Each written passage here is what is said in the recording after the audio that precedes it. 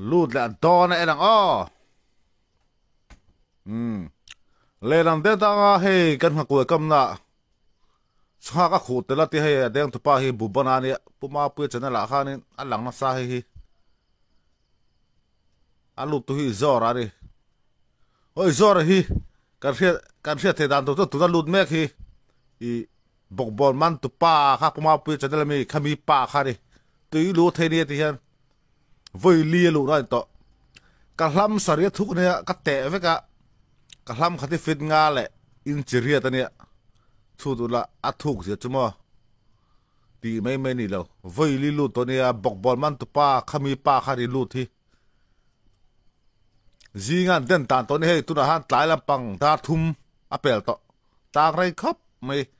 cái sang khu pot suộc đấy to ngăn tì mà sẽ thiệt là phá ala tang ni mẹ lấy hay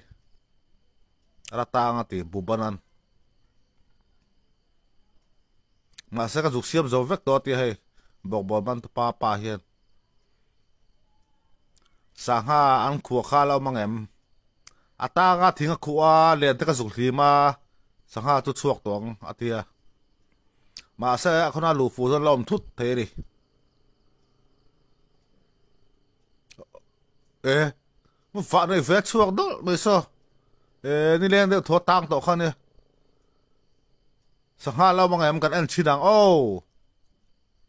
lẹ bật tim khóc mà liền liền đây hang hôi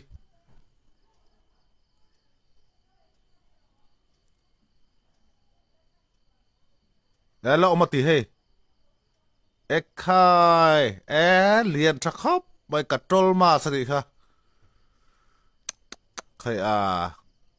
cái anh hai ăn lên ăn lên đến ong rào rong thì khai lộc ăn rùa cái lần hai ăn tu nè liền ăn đen ăn tị ha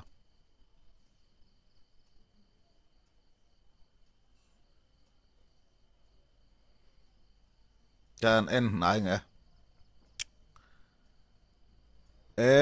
khai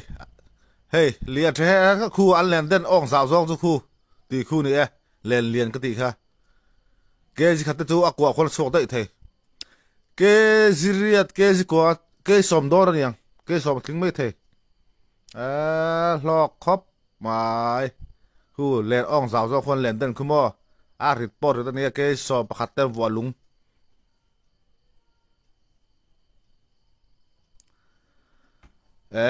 ăn vào này